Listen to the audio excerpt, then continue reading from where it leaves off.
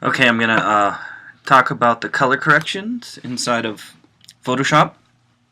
I have several different photos that I've taken over the years, and I'm just gonna talk about some of the basic color corrections that I do. So in this chapter, I'm kind of in chapter 5, and the book talks about layers, as well as chapter 6 talks about colors. And so I'm just going to show you some of the basic ones I use, and let me kind of pull my photos away so they're a little bit larger for you to see here. Again, if you want a floating window and they're all stacked upon each other up here like they are, all the examples I'm going to show are all kind of stacked up here. You can just grab the tab and just kind of hold the left mouse down and drag down, and it'll kind of be a floating window here. In this is of course a waterfall inside of Yosemite. And one of the problems that you run into is that if you're shooting outside, and I linked up some data about white balance, and this was sort of the camera was set to the white balance for outdoor, which is great, but this was getting kind of towards the evening, and there was a nice sort of more of a warm kind of sun going down on this image. And right now the granite that you see in Yosemite is very kind of cold and sort of gray and not sort of warm.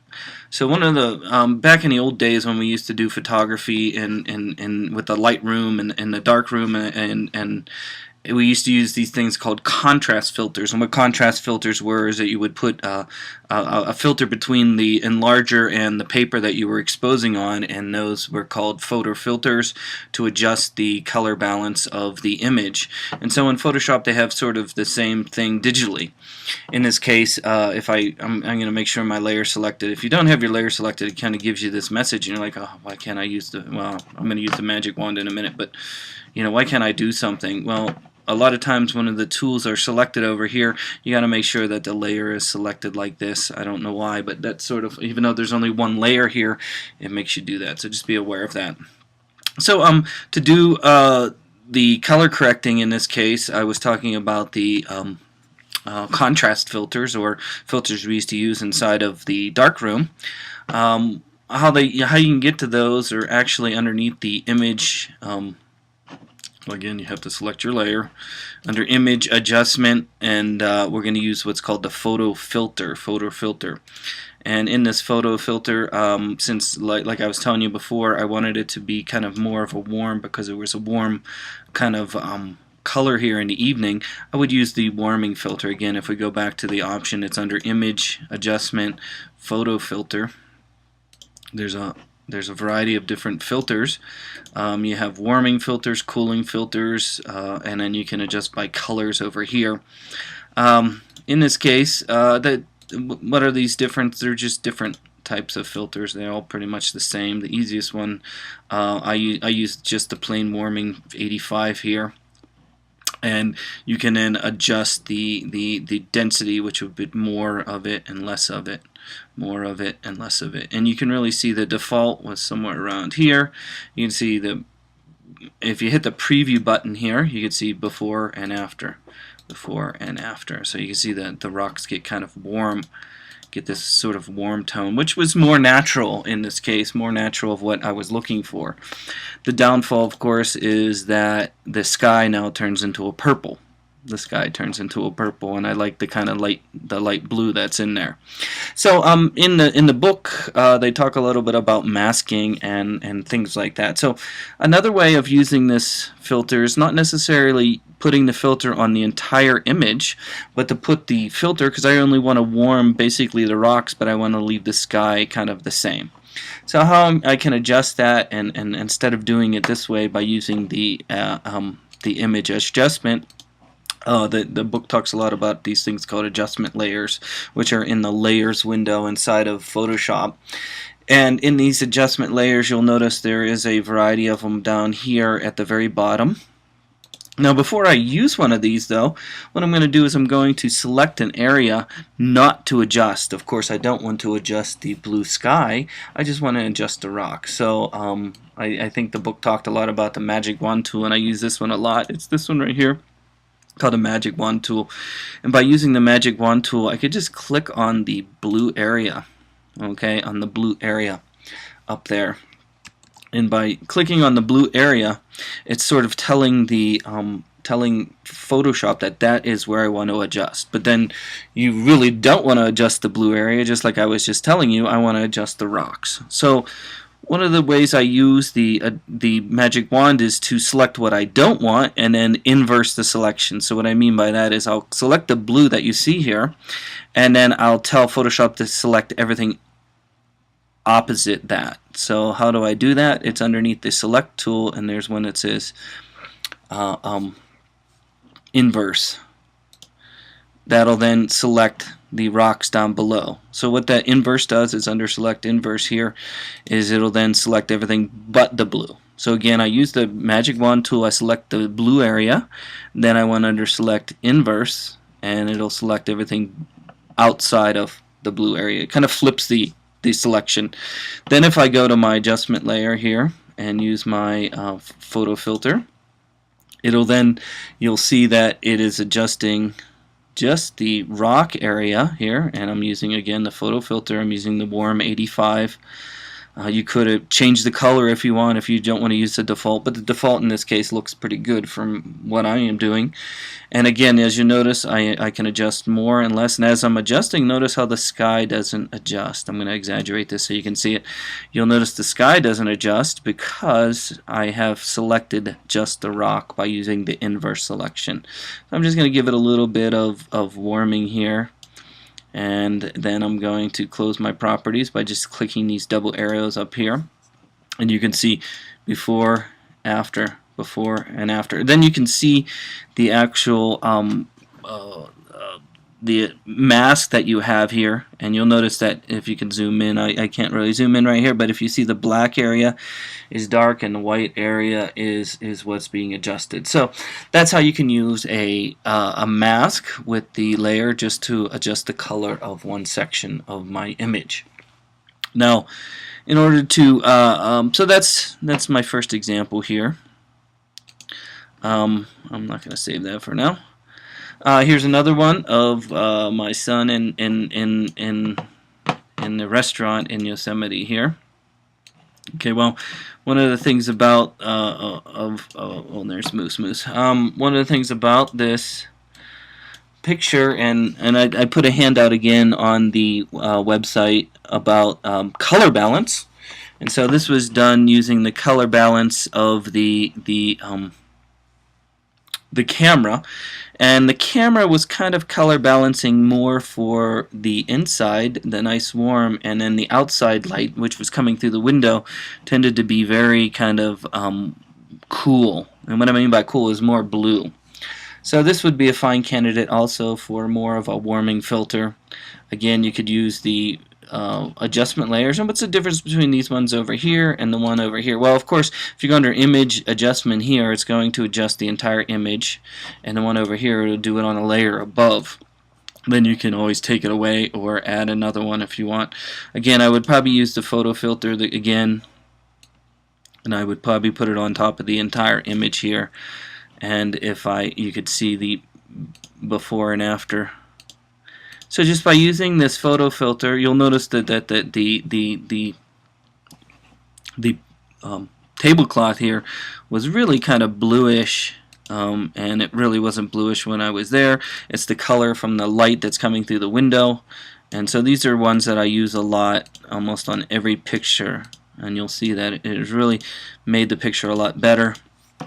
So that again is called the photo filter, and I'm using the warming one. Let's see. This one I wanted to kind of talk about the levels option, which I use a lot also. Levels is a way of adjusting, and in the book talks, there's a whole page on what's called the histogram, and what the histogram is it's looking at the levels, and what I mean by levels is the light to dark areas of the image. Okay, what I mean by that is you'll see there's a big bright white area there, and there's barely any blacks in this case. That's one of the problems with this image right now. Of course, it was taken towards the sun, and you'll see the mountains are kind of plain and not very contrasty. Now you could use the brightness contrast, but the levels is much better because of the way that it adjusts the different levels of values. Okay, so the levels option adjusts the values of the image. So to do that, you can go underneath the image adjustment, and then you have what's called levels. I use levels on almost every image. Now, the book talks a little bit about what the histogram is. It's this chart you see here. You'll see that the white one is very high spike here. This is white, this is middle gray, and this is black over here. Now, how you adjust them is just by moving these triangles around down here. Now, if you wanted the whites to be whiter, you would take the white and go this way, but I really don't want to do that. You'll notice that the white is getting blown out. The sky's getting blown out even more. If you wanted the grays to be darker, you would go to the right. If you want them to be brighter, you can go to the left. If you want the blacks to be blacker, you would take the black side and move it in. Okay, and then of course this is probably better to do. Or you can just use the auto adjust feature that is in the levels here, and if you just hit auto, it'll go and analyze your image and give you probably a good assessment of what it should do. And if you look at the preview before and after, you'll see that this was a good start to fixing this picture by starting with the levels. Okay, so I use levels on almost every image that I take, at least photograph wise. So you should really get used to using this tool. Talk about a couple more tools that I have here. Again, this is another picture of Yosemite. This is a picture of Half Dome here. In this one I wanted to talk a little bit about color balance. And let me get rid of these color ones that I've already put on here. Oh, just deleted the whole thing to be gone. Let's go. Okay, so this is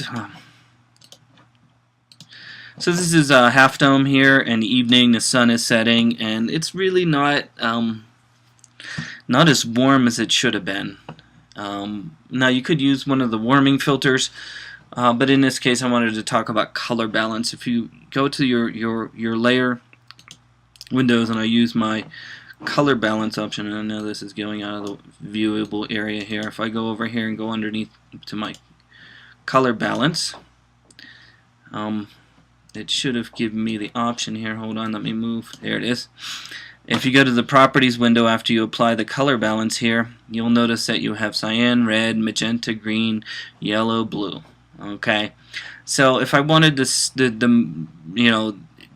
Half Dome to be a little bit more warmer, the easiest way would be to adjust the cyan and red, and if I adjust the red a little bit towards the red area, you'll see that Half Dome now is getting, I'm going to exaggerate it so you can see it. You can really see it. Again, you'll notice that the sky is turning purple again. This is where you might want to use that option that I used last time, where I was using the magic wand and selecting it and then selecting opposite and then using the warming filter. Again, there's ways to adjust all the different colors, and this is a great way to warm up your image also by using that. One of the things also about the color balance is you can use the different options. Right now it says midtones right here, but if you wanted the shadows to be, you can adjust the shadows to be redder. And then, or if you wanted the highlights, you can adjust the highlights to be greener. So, there is more options that I'm showing you. I'm just showing you quickly how some of these tools can be used, or how I use them quickly inside the program. This one example is more of just using the color, the brightness contrast. Again, there is a basic brightness contrast in this program. You can see before and after, This is usually good to use. I'm going to delete this out of here. The brightness contrast is great. This picture was taken through a car window, which tends to sort of mud kind of the whole entire image. So if you go underneath image adjustment, there is one for brightness contrast, which is the first one here. And again, the contrast, if you pull it to the right, will adjust the contrast, as well as I might brighten this up a little bit And so just by giving a little bit of brightness contrast, you can see that the image that has been taken through a car window can then be a lot better than it originally was. So that was the brightness contrast. Let me see what other one I wanted. Not that one. This one was more of, oh yeah, my favorite one that I use on almost every image. This I just took a few days ago, and of course one of the things you take when you're taking photos is in kind of in the sky here is the sky is usually over bright and the ground is usually exposed properly, or vice versa. So one of the filters I use most of the time, almost every image also, is underneath image. Under adjustment is the one called shadow and highlights. Shadow and highlights. So in this case, under shadow and highlights, if you just use the default, you'll notice the shadow is up to 35%. I tend to think that one's a little bit, and so that adjusts the kind of like in the dark areas that you see here. I tend not to use too much of that. So I usually turn the shadow down, but I usually turn the highlights up. You'll notice as I turn the highlights up, you'll get more detail, especially in the trees around here with the sky. And if you see before and after, before and after, before and after, I use a lot of highlight because usually my camera shoots very hot. What I mean by hot, it overexposes the bright areas and underexposes the dark areas. So that's what the shadow and highlights is really good for, is bringing a little detail out in the shadows and more detail out in the highlights. And you see it's a much better photo by using shadow and highlight. I use that on almost every image that I use. Last thing I'm going to show is something I do for work a lot. In this company I work for, Zircon, I mix a lot of photos with videos. Okay, and so this is a photo that I'm trying to mix with a video, and if I look at the video, you'll see this is the video footage. And basically what I did was took a picture of the video, and so in any video editing program, like let's say Adobe Premiere, you can export out a frame of the video. So I exported out a frame of the video, and what I want to do is I want to mix this picture that you see right here with the color of the video, because this picture kind of needs to fit between the video frames, and right now if I try to fit this picture between the video frames, it won't kind of look right, because you'll notice the color of the video is very kind of muddy. It's kind of it's more not very contrasty, but when I took this with a digital camera, it was warm and it just was not the same color balance. So how I avoid these problems is using what we call color matching. What color matching is where you can tell one photo to match the color of another photo. In this case, if I select this one, I want to change this one. If I go under Image Adjustment, you'll notice there's one called Match Color. Under Match Color down here towards the bottom of the adjustment, it'll then say, I don't really adjust the top at all, I'm just going to leave that default, but one of the things down here, it says source, and as long as you have both of them open in Photoshop, like right here, if both of them open, I can go underneath where it says none, and I can choose where it says source. I can choose the still image. This DPX is sort of the format it exports out of Adobe Premiere. If I choose the DPX right there, you'll notice that the color of, and let me hit the preview on and off so you can see it. If I hit the preview on, off, you'll notice that the digital picture that I took of the same kind of scene now can be adjusted to the same color balance of the video. So you see that before and after, and so that saved me from having to try and do all the fine-tuning adjustment. I just adjusted it. I told Photoshop to match the same colors as the frame of the video.